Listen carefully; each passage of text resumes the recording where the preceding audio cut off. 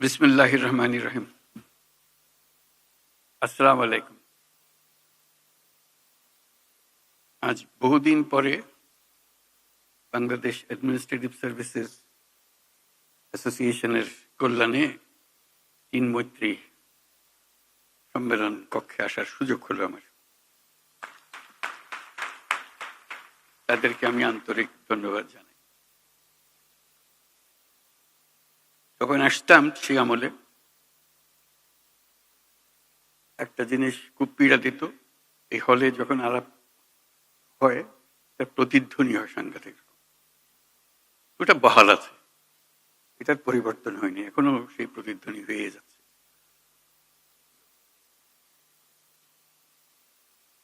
আমি আজকে খুশি এই জন্যই আপনাদের আমন্ত্রণে যে আপনারা সপরিবারে এসছেন। পরিবারের সঙ্গে দেখা হওয়ার আমাদের খুব একটা সুযোগ হয় না, আপনাদের সঙ্গেই দেখা হয়। এখন আজকে সপরিবারে এসছেন বলে অ্যাডমিনিস্ট্রেটিভ সার্ভিসেস যারা জড়িত আছেন তাদের পরিবারের সঙ্গে দেখা করার সুযোগ হলো। তাদেরকে আমি অভিনন্দন জানাচ্ছি, ধন্যবাদ জানাচ্ছি। এই হলের কথা মনে করতে গিয়ে আরেকটা কথা মনে পড়ল। বহুকাল আগে 1987 সনে আমাকে একটা সম্মেলনে ডাকা হয়েছিল। এখানে একটা প্রবন্ধ পাঠ করেছিলাম। তার শিরোনাম ছিল গ্রোয়িং আপ উইথ জায়ান্টস। তোকে প্রথমে একটু চিন্তিত ছিল, এটা কি হলো, জায়ান্ট কোথায়। আমি যেটা ব্যাখ্যা করলাম যে আমাদের বাংলাদেশের একটা সুবর্ণ সুযোগ, আমরা যে জাতি হিসেবে আমাদের যে অবস্থান, একটু চমৎকার অবস্থান। দুই পাশে দুই মহাশক্তি আমাদের, ভারত আর চীন। তারা দ্রুত গতিতে এগিয়ে যাবে। আমরা যেহেতু মাঝখানে আছি, আমাদেরকে ফেলে যেতে পারবে না। তাদের বাতাসে আমরা উঠতে থাকবো। সেই থেকেই আমার বদ্ধমূল ধারণা বাংলাদেশের ভবিষ্যৎ অতি চমৎকার, তার অবস্থানের কারণে।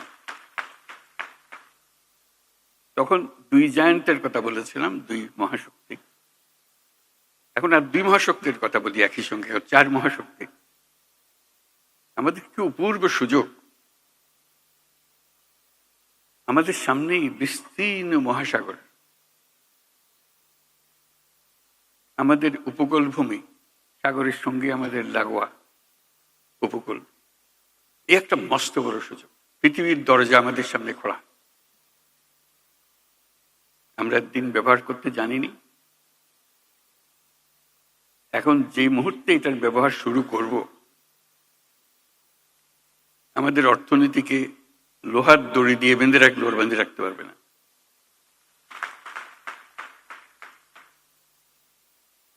এবং আমাদের উত্তরে হলো সে বিখ্যাত হিমালয় পর্বতমালা,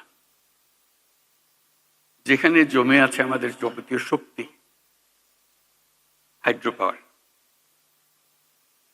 কত শক্তি দরকার বাংলাদেশের, এখানে সব জমা আছে, হারিয়ে যাচ্ছে না, শুধু নেবার অপেক্ষায়। শুধু প্রতিবেশী দেশের সঙ্গে একটা সম্পর্ক করা, যাতে করে আমরা এই 40 মাইল বা যে দূরত্বটুকু দুই দেশের মধ্যে আছে, নেপাল আর বাংলাদেশের মধ্যে, ওটুকু অতিক্রম করা। আর কিচ্ছু না। ওরা এক পায়ে খাড়া, নেপাল বারে বারে বলছে আমাদের এটা নিয়ে যাও। আমরা এক পায়ে খাড়া নেবার জন্য মাঝখানে ওইটুকু পথ অতিক্রম করার সুযোগ আমাদের এখন দেওয়া হচ্ছে না। আশা করি তাদেরই কারণে, তাদের অর্থনৈতিক কারণে সেটা আমাদেরকে দেবে। এটা সবার মঙ্গলের জন্য, কারো একজনের উপকার একজনের অপকার এরকম কিছু না। যদি আমরা সেই পথটা খুলে পাই, এখন সামান্য কিছু পেয়েছি, ওটাও কিছুই না, বড় আকারে যদি পাই, বাংলাদেশকে আটকে রাখার কোনো ক্ষমতা কারো নাই। আমরা মহা সৌভাগ্যবান এক জাতি, তার অবস্থানের কারণে। সেই জাতির দুঃখ কেন থাকবে আমি বুঝতে পারি না। এটা আমাদের কপালের দোষ নাকি আমাদের চরিত্রের দোষ না আমাদের চিন্তার দোষ? যদি হয়ে থাকে সেগুলোর থেকে আমরা মুক্ত হই। আমরা তো তড়িৎ গতিতে এগিয়ে যেতে চাই। এটা একটা মহাশক্তিধর অর্থনীতি তৈরি হবে। আজকে কুমিরা থেকে টেকনাফ পর্যন্ত যে উপকূল ভূমি, সেখানে যদি কাতারে কাতারে সব নৌবন্দর স্থাপন হয়, মাতার বাড়ির গভীর সমুদ্র বন্দর পর্যন্ত যদি আমরা দুনিয়ার সব জাহাজকে আশ্রয় দিতে পারি, তাদের কাজ করার জন্য সুযোগ সুবিধা দিতে পারি, আমাদেরকে আটকাবে কে? এবং শুধু যে সমুদ্র বন্দর আমরা ব্যবহার করব, আমাদের মালামাল যাবে, তা তো না।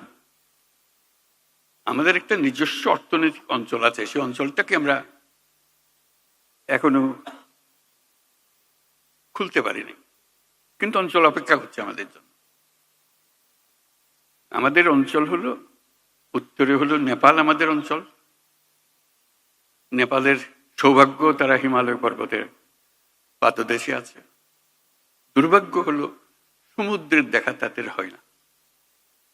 তাদের সমুদ্র দেখতে হলে আমাদের মাঝখান দিয়ে দেখতে হবে, আমাদের মাধ্যমে দেখতে হবে। সে পথ আমরা করে দিই, আমরা একসঙ্গে যৌথ অর্থনীতি গড়ে তুলি। তার সমুদ্রের অভাব, আমার পর্বতের অভাব, হাইড্রো, দুই অভাব একসঙ্গে পূরণ করে দুজনে। ভুটান একই কাণ্ড, তারও সমুদ্র দর্শন হয় নাই। তাকে সমুদ্রে আসতে হলে আমার পথ দিয়ে আসতে হবে, আমরা তাকে স্বাগত জানাই। তেমনি ভারতের পূর্বাঞ্চল একই অবস্থা, নেপালের যে অবস্থা, ভুটানের যে অবস্থা, নেপাল ভারতের সেভেন সিস্টারের একই অবস্থা। তার সমুদ্র দর্শন তার হয় না, হবে না। তার সঙ্গে আমরা যোগ দিই একসঙ্গে এই অর্থনৈতিক অঞ্চল। আমাদের যে সমুদ্র বন্দর, তাদের মাল আনা নেওয়া করবে, আমাদের মাল আনা নেওয়া করবে, তাদের কাছে যাবে, তাদের অর্থনীতি আমাদের অর্থনীতি একসঙ্গে জাগবে। তারাও খুব কষ্টের অবস্থায় আছে, তারা খুব ভালো অবস্থায় নেই। তারা এই সুযোগ পেলে তারাও আনন্দিত, তাদের ব্যবসা আমাদের ব্যবসা, রমরমা ব্যবসা হবে, একসঙ্গে ব্যবসা হবে। এগুলো বললাম এই জন্য, আমরা ভবিষ্যৎ সম্বন্ধে অনেকটা হতাশায় ভুগি। হতাশার তো কারণ নাই, এটা আনন্দের বিষয়। আমাদের যে অবস্থান, যে সুযোগ সুবিধা, শুধু সেগুলোকে আহরণ করা, কাজে লাগানো। প্রক্রিয়া শুরু হয়েছে, এই প্রক্রিয়াকে জোরদার করা, যাতে করে আমরা এই অর্থনৈতিক অঞ্চল গড়ে তুলতে পারি। মালামাল সোজা চলে যাবে নেপালে, সোজা চলে যাবে ভুটানে, সোজা চলে যাবে সেভেন সিস্টার্সে। তাদের মালামাল আমাদের মাঝখান দিয়ে, আমাদের ব্যবসা তাদের ওখানে যাবে, তাদের ব্যবসা আমাদের এখানে আসবে। সেটাই হলো অর্থনীতি। কাজেই প্রাকৃতিক দিক থেকে আমরা খুবই সৌভাগ্যবান। তার চেয়েও একটা বড় সৌভাগ্যবান আমরা, আমাদের একটা মস্ত বড় জনসংখ্যা। আগে মনে করতাম এটা বড় বোঝা বোধ, সম্পদ, মানব সম্পদ। যেহেতু প্রযুক্তি আসার ফলে কোনো মানুষই আর কোনো বোঝা নয়, প্রতিটি মানুষই হলো এখন সম্পদ, উদ্ভাবনের সম্পদ, এন্টারপ্রেনিয়রশিপের সম্পদ, নতুন আবিষ্কারের সম্পদ। আমরা সেই সম্পদের সম্পদশালী। আমরা পৃথিবীর 8ম জনসংখ্যার দেশ। কাজে সোজা কথা না, তলারের জায়গা না, একদম উপরের জায়গা। মানুষ এগোতে পারছে না বহু দেশে তার মানুষের অভাবে। আমরা যে মধ্যপ্রাচ্যের লোক পাঠাই, তারা কোন দুঃখে আমাদেরকে নেই? তাদের লোক নাই, টাকা আছে, লোক নাই, সেই জন্য আমাদেরকে ডাকে। পৃথিবীর সব লোক বসে আছে কখন আমাদের থেকে লোক পাবে। আমি প্রায় বলেছি, চীন যেভাবে অগ্রসর হচ্ছে, চীন হলো সবচেয়ে বেশি সর্বোচ্চ সংখ্যক জনসংখ্যার দেশ। যেভাবে অগ্রসর হচ্ছে, কিছুদিন পরে বোধহয় আমাদের কাছ থেকে লোক চাইবে, তার এত টান করবে তখন। এই হলো আমাদের সুযোগ। আমাদের সুযোগ শুধু সংখ্যায় না, আমি সংখ্যার উপরে বেশি গুরুত্ব দিচ্ছি না, সংখ্যা গুরুত্বপূর্ণ, কিন্তু প্রতিটি তরুণ বাংলাদেশের মহাশক্তি, মহাপ্রচন্ড শক্তি। সেই তারুণ্য বিশ্ব জয় করতে পারে। সেই তারুণ্য আমাদের যত রকমের অভাব আছে, যত রকমের ঘাটতি আছে, তার চাইতে অনেক বেশি সে নিয়ে আসতে পারে। একটু সম্পূর্ণ ভিন্ন এক প্রজন্ম। সেই প্রজন্মের জন্য দরজা খুলে দিতে হবে। আমরা শুধু বসে আছি দরজা তালা লাগানোর জন্য। এটা বলতে পারি, এটা অনাবশ্যক, যদি সবাই অনুভব করি। আমাদের তারুণ্য জুলাই মাসে যা দেখিয়েছে, আগস্ট মাসে যা দেখিয়েছে, সেটা তো পৃথিবীর একটা অনন্য দৃষ্টান্ত। এটা সাধারণ একটা ঘটনা না, যেরকম করে অন্য দেশে বিপ্লব হয়, এই হয়। এই বিপ্লব কোথাও হয় নাই। তার প্রতিটি জিনিস যদি আপনারা বিচারে বসেন, দেখবেন যে এটা প্রতিটি দিক থেকে অনন্য। সেই অনন্য ক্ষমতা এই দেশের তরুণদের মধ্যে আছে। এটা হারিয়ে যাবে না। আপনারা মনে করেন না যে এটা এক ঘটনায় শেষ। এটা শেষ হয় নাই, শুরু হলো মাত্র। কাজেই সেইভাবে আমাদেরকে এই তরুণদের সুযোগ দিতে হবে। আমরা সুযোগ আছে, নিতে চাচ্ছি না। আমি ছোট্ট একটা উদাহরণ দেব, ব্যক্তিগত উদাহরণ। ডাক্তাররা আমাদের কাছে আক্ষেপ করে, হাসপাতালের আক্ষেপ করে, যখন আমরা বলি আপনারা কেরালা থেকে কেন নার্স আনেন, বলে দেশে নার্স নাই। ডাক্তাররা আমাদেরকে বলে আমাদের এমন স্বাস্থ্য ব্যবস্থা, এখানে প্রতিজন নার্সের বিপরীতে আমাদের 3 জন ডাক্তার আছে। রেশিও হলো 1:3, একজন নার্স 3 জন ডাক্তার। পৃথিবীর মানুষ হা হয়ে যায় কথা শুনে। কেন হওয়ার ছিল উল্টাটা, একজন ডাক্তারের পেছনে 3 জন নার্স অন্তত। নার্স তো চালায় সবকিছু, ডাক্তার সিদ্ধান্ত দেয়। এখন সেই সিদ্ধান্ত কাকে দেবে? আপনার যদি নার্সই না থাকে, বলে যে না আমাদের তো নার্সিং কলেজ আছে, আপনি ঘুরে দেখুন সেটার কোয়ালিটি।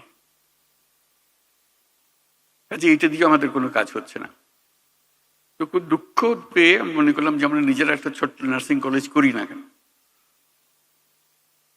করলাম গ্লাসগো ক্যালিডোনিয়ান ইউনিভার্সিটির সহায়তায়। যেহেতু সেই ইউনিভার্সিটি আমি চ্যান্সেলর, কাজে আমার কথা সে ফেলে দিতে পারছে না, যে আমাকে সাহায্য করতে হবে, আমি একটা নার্সিং কলেজ করব বাংলাদেশে। পুরোপুরি সাহায্যটা করলো এবং চমৎকার একটা নার্সিং কলেজ তৈরি হলো। মাত্র 40 জন মেয়ে নিয়ে আমরা শুরু করেছিলাম, গ্রামীণ ব্যাংকের মেয়ে, পরিবারের মেয়ে, যাতে গরিব ঘরের মেয়ে। আমরা নার্সিং যখন বানাবো অন্যদের দেবো কেন, গরিব ঘরের মেয়েদের দেবো। সে ইংরেজির একটা অক্ষর সে বলতে পারে না, কোন রকমের লেখাপড়া শিখেছে, আমরা তাকে দিলাম। তার নার্সিং ডিগ্রি পাওয়ার আগেই তার টুকুর ইংরেজি, আন্তর্জাতিক মজলিস এসে বক্তৃতা করে, তার ভবিষ্যৎ কি রেখে সেগুলো নিয়ে কথা বলে। আজকে সেই নার্সিং কলেজ বড় কলেজে পরিণত হয়েছে। আমার বিষয়টা হলো বড় কলেজ হওয়ার বিষয় না। হঠাৎ দেখি নানা দেশ থেকে লোকজন আসে। বিশেষ করে প্রথম যেটা ধাক্কা লাগলো সেটা হলো ইউকে থেকে, যুক্তরাজ্য থেকে ডেলিগেশন আসলো, রিক্রুটার আসলো, বললো যে আপনাদের এই নার্সিং কলেজে যত ছাত্রী পাশ করে, গ্রাজুয়েশনে যত থাকে, আমরা সবাইকে যুক্তরাজ্যে নিয়ে যাব, আপনাদেরকে অফার দিলাম, আপনারা কি কি চান সব আমাদেরকে বলেন, আমরা সেটা পরিপূর্ণ করব। আমি অবাক হয়ে গেলাম, আমরা তো যুক্তরাজ্যে পাঠানোর জন্য নার্স বানাচ্ছি না এখানে। তবু বুঝতে চেষ্টা করলাম, বলে আমাদের নার্সের ভীষণ অভাব, যেখান থেকে বাড়ি আমাদের উপর হুকুম হয়েছে নার্স জোগাড় করতে হবে এবং আমাদের তালিকায় আপনাদের নামও আছে। তা আমরা আপনাদের কাছে এসেছি আপনাদের এন্টায়ার ক্লাস, আমাদের আর কোনো পরীক্ষা দিতে হবে না, কিছু দিতে হবে না, শুধু আপনারা সার্টিফিকেট দেবেন, আমরা নিয়ে যাব।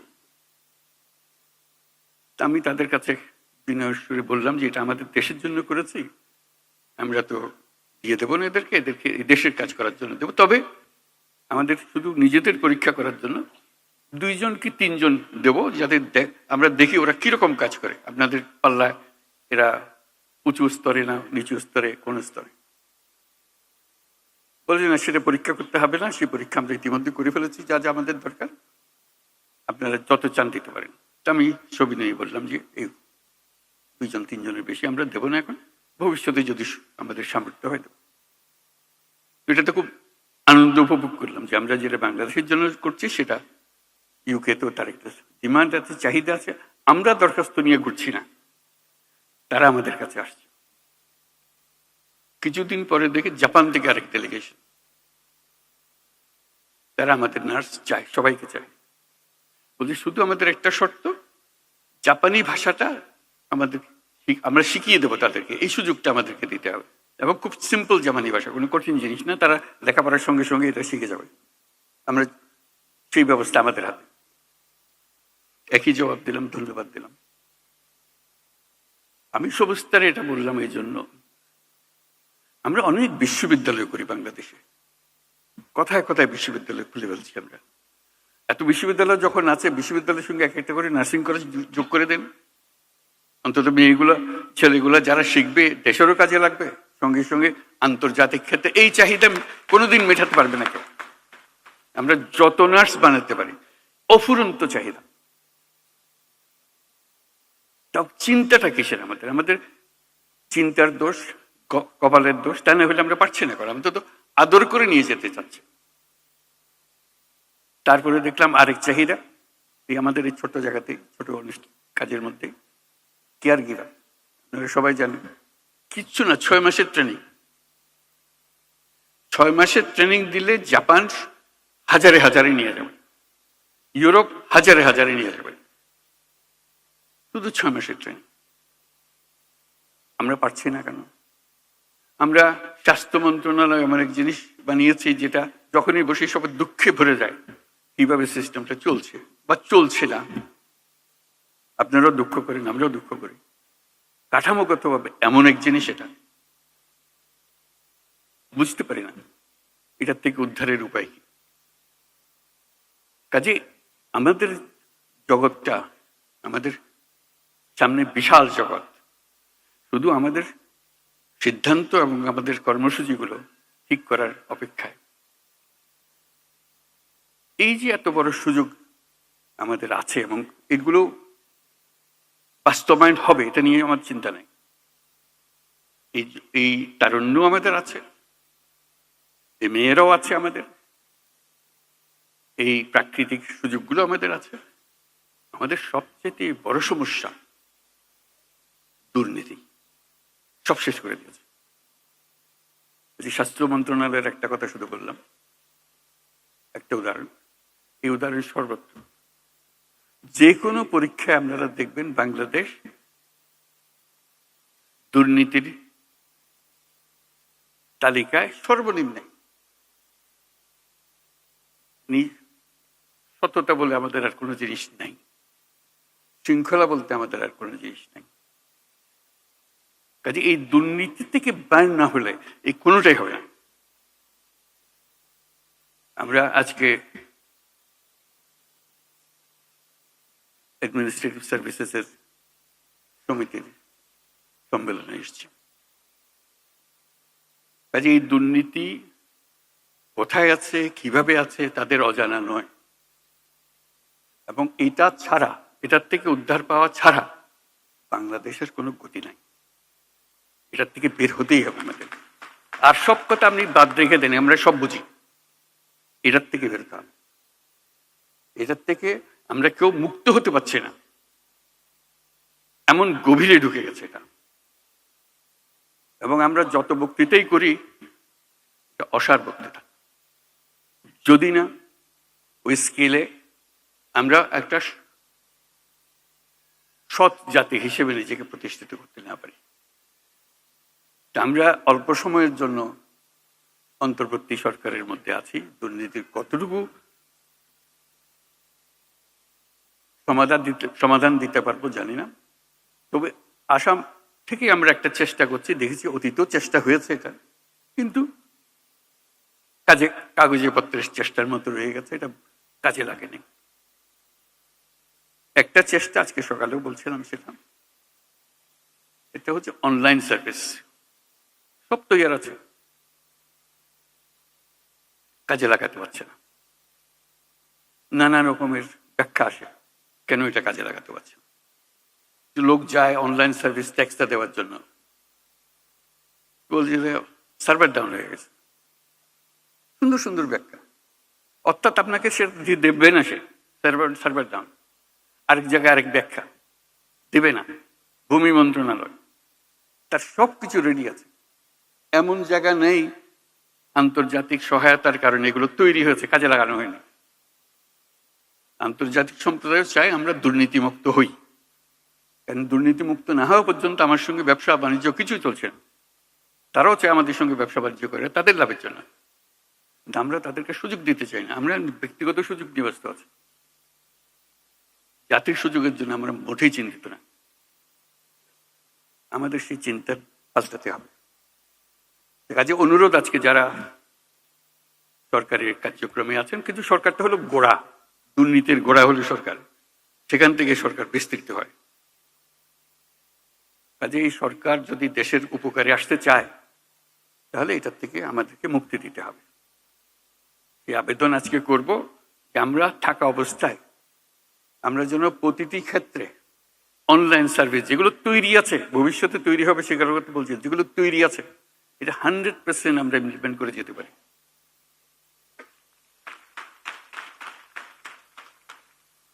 কেউ যেন এটা বাধা দেওয়ার জন্য আবার কোমর বেঁধে লেগে না যায়, কারণ কোমর বেঁধে লেগে যাওয়ার যথেষ্ট কারণ আছে। কারণ এতে দিয়ে তার যত কিছু সুযোগ সুবিধা তার পেত, এটা বন্ধ হয়ে গেলে তার হবে এটাকে। সে নানা ব্যাখ্যা দেবে, নানা ব্যাখ্যার কোনো অন্ত নাই, এগুলোর নানা ব্যাখ্যা দেবে যেটা এটা থেকে মুক্তি পাওয়ার জন্য। আমরা তাদেরকে মুক্তি দিতে চাই না। আজকে সকালের মিটিংয়ে যেটা বলছিলাম, যে জেলা, যেহেতু ডিসি সাহেবদের সঙ্গে আলাপ করছিলাম, যে জেলাগুলোকে এখন আমরা স্কুলের রেজাল্টের মতো ফার্স্ট, সেকেন্ড, থার্ড, ফোর্থ করবো। কে ফার্স্ট হলো, কে সেকেন্ড হলো, প্রতি মাসে সেটা আমরা ফলাফল প্রকাশ করব।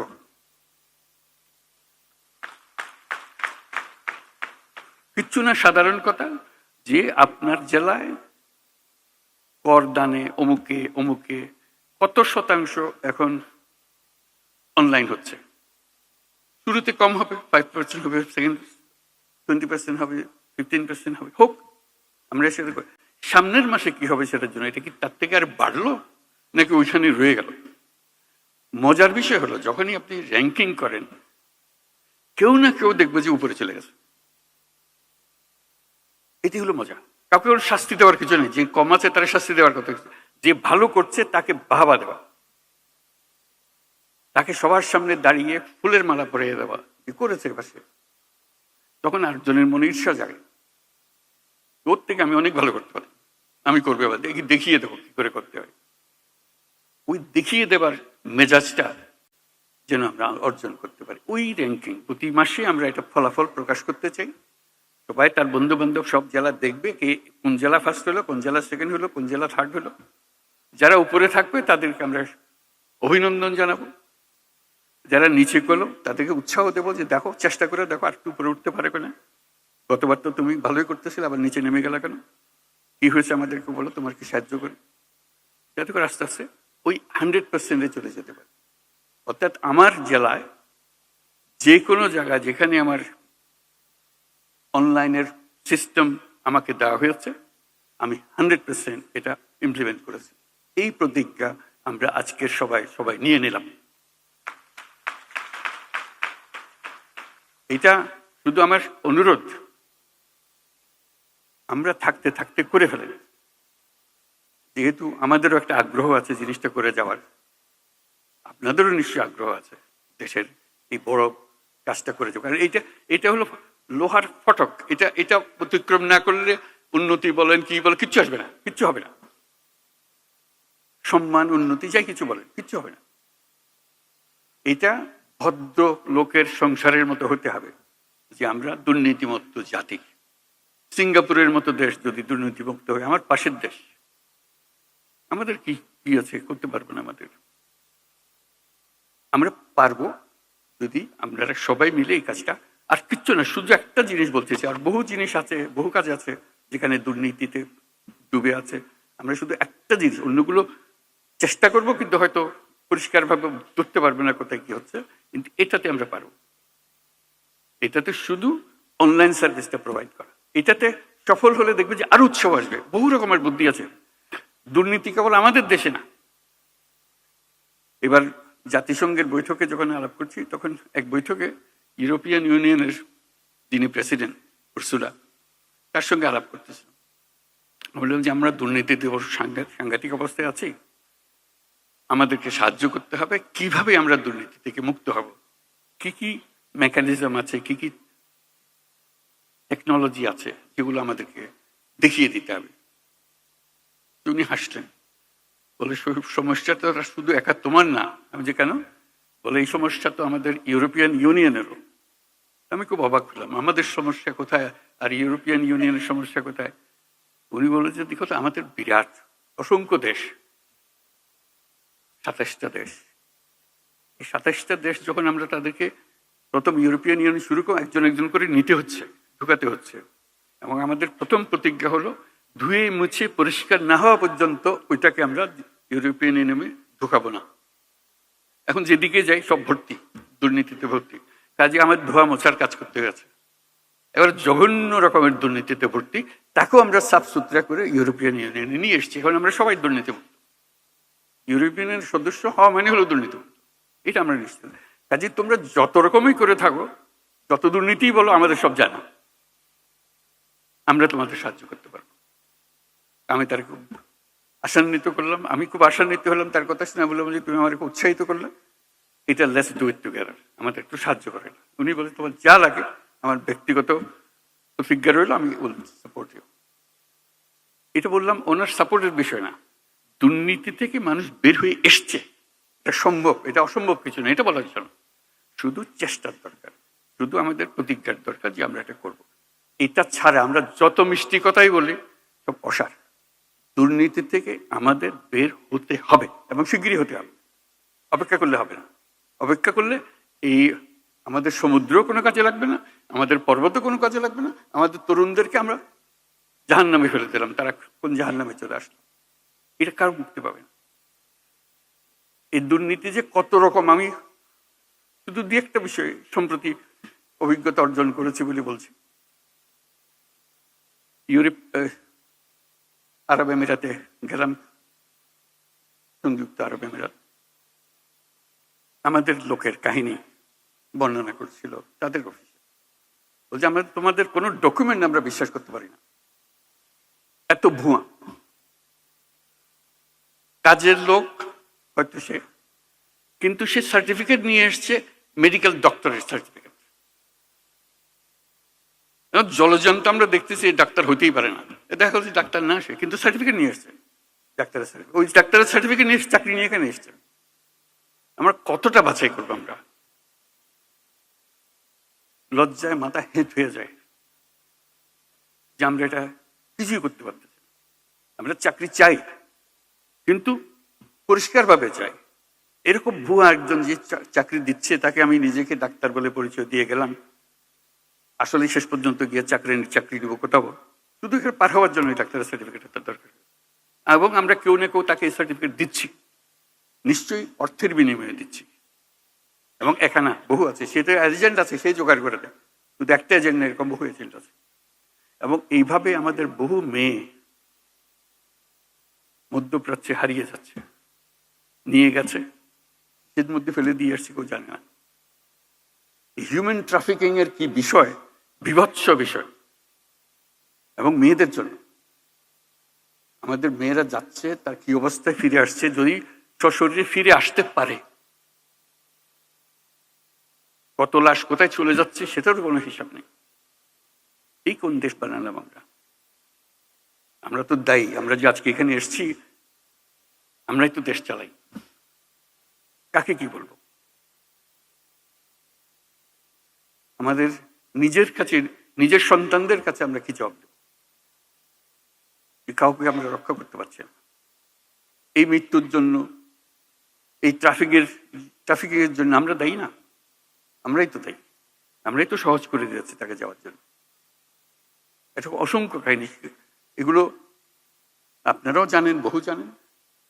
আমি একত্রের কথাগুলো বললাম যে এটা এই ভীষণ রোগ থেকে আমাদের সারা গায়ে ঘা,